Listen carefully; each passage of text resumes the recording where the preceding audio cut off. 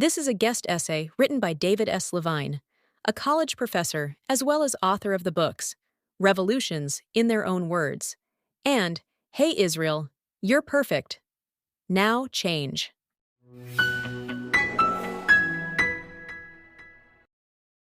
With a new university semester upon us, the political discussions regarding Israel and Hamas, Israel and the Palestinians, Israel and Iran, Israel and the U.S. administration, you name it, increase in frequency and intensity.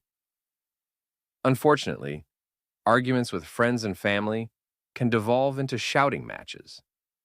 How does one discuss, convince, or at least input an element of doubt into those who have bought into the anti-Israel demagoguery, to really understand what those anti-Israel movements are really about and discover their own aha moment of the truth?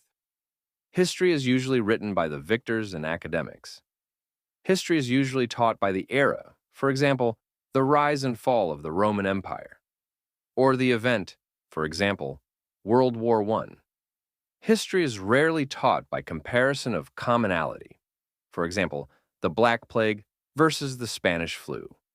How can we learn what they really were striving for without the bias of the victors or academics? What could be researched and how should it be examined? Wouldn't it be better to hear it in their own words?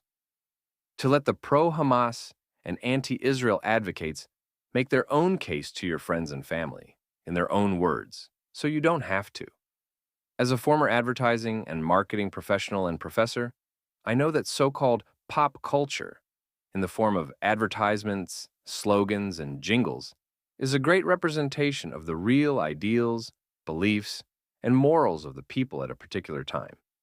Therefore, the songs, poetry, slogans, and even national anthems of a revolutionary movement are a great place to uncover the ideals, beliefs, and morals of those people striving for a specific cause or revolution.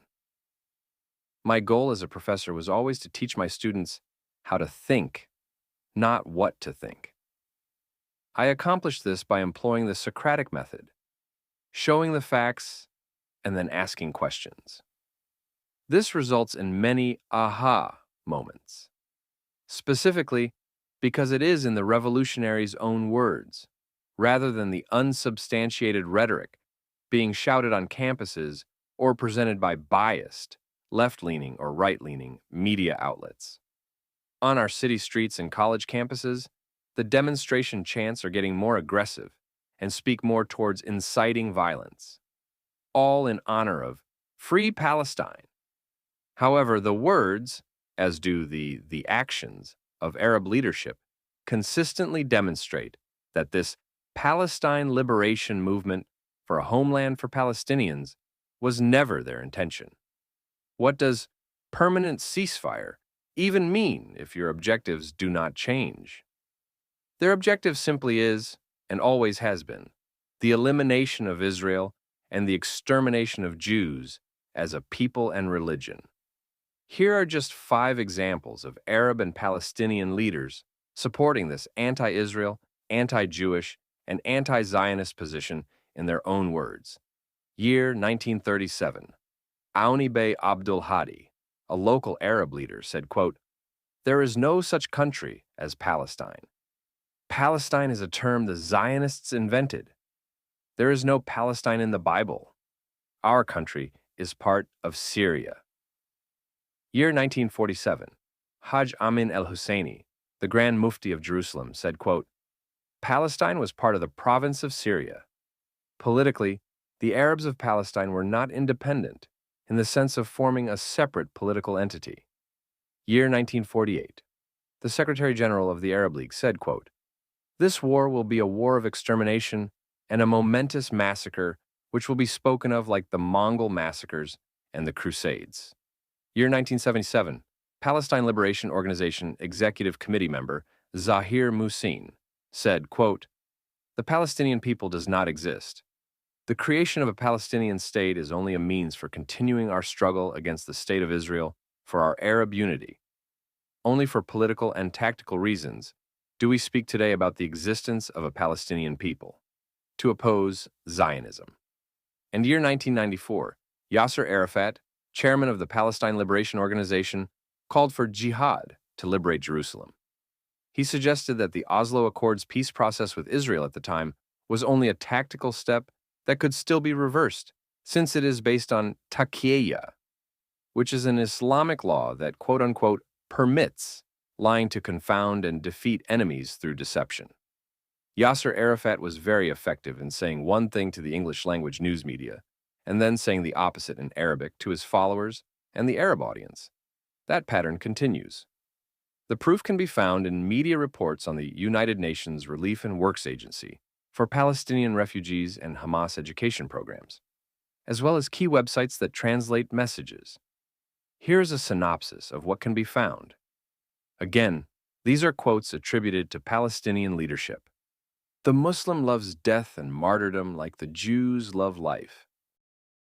Here's another one, quote, the Palestinian people are prepared to sacrifice the last boy and the last girl so that the Palestinian flag will be flown over the walls, the churches, and the mosques of Jerusalem. And another one, quote, the goal of our struggle is the end of Israel, and there can be no compromise. And another one, quote, peace for us means the destruction of Israel. And lastly, another one, quote, whoever thinks of stopping the uprising before it achieves its goals, I will give him 10 bullets in the chest. What's more, Palestinian songs and poems, as well as many videos, have a common violent and bloody theme.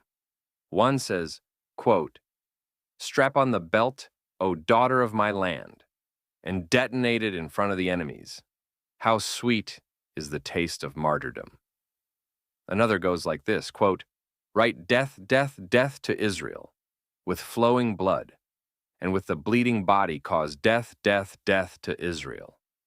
Yet another one says, quote, Arafat, you are the rifle, and I am the one who learned its art. O Palestinian Authority President Mahmoud Abbas, walk on and don't worry. By Allah, my blood is your blood. Lastly, there's this one which goes like this. I'm coming towards you, my enemy. We're going down from every house with cleavers and knives. With grenades, we announced a popular war. I swear, you won't escape, my enemy, from the revolution and the people. It is hard to expect anything but violence without any opening for peace. Hamas's charter claims of peace, quote, under the wing of Islam, refers to the concept of dhimmis, Arabic for second-class citizenship, that comes with many religious restrictions. The following are quotes from Hamas's charter. 1. Israel will exist and will continue to exist until Islam will obliterate it, just as it obliterated others before it. In other words, genocide for the Israelis and non-Muslims. 2. There is no solution for the Palestinian question except through jihad. Initiatives, proposals, and international conferences are all a waste of time and vain endeavors. 3. I swear by the holder of Muhammad's soul that I would like to invade and be killed for the sake of Allah, then invade and be killed, and then invade again and be killed. And lastly, number 4. Under the wing of Islam, it is possible for the followers of the three religions, Islam, Christianity, and Judaism, to coexist in peace and quiet with each other. Peace and quiet would not be possible except under the wing of Islam. It is the duty of the followers of other religions to stop disputing the sovereignty of Islam in this region, because the day these followers should take over there will be nothing but carnage, displacement, and terror.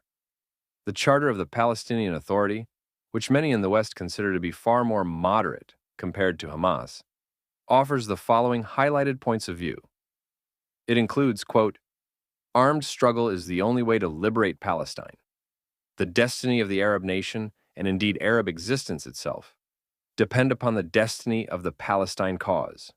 In other words, linkage for the desire of leverage.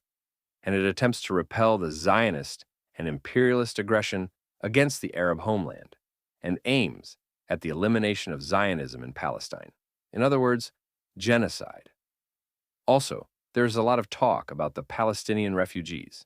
Yet, after the First Arab-Israeli War in 1948 and 1949, the head of Britain's Middle East office in Cairo, Sir John Troutbeck, reported to the Foreign Office that the Palestinian refugees declared to him that their Arab brothers, quote, were the ones who persuaded them unnecessarily to leave their homes.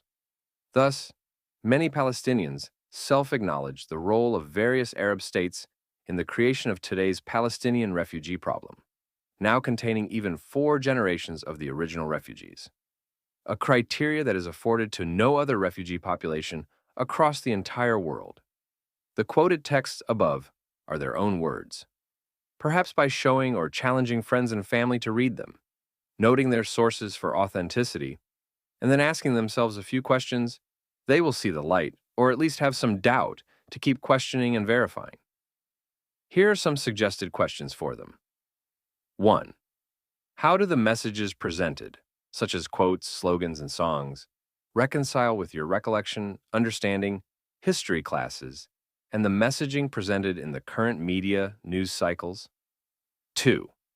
In reading the topic information, concepts, and objectives, in their own words, did you learn or conclude anything new?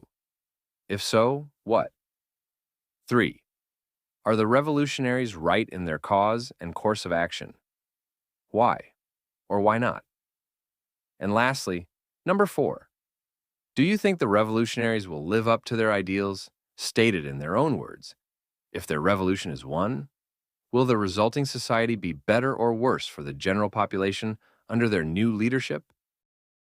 This is a guest essay written by David S. Levine, a college professor as well as author of the books Revolutions in Their Own Words and Hey Israel, You're Perfect. Now Change.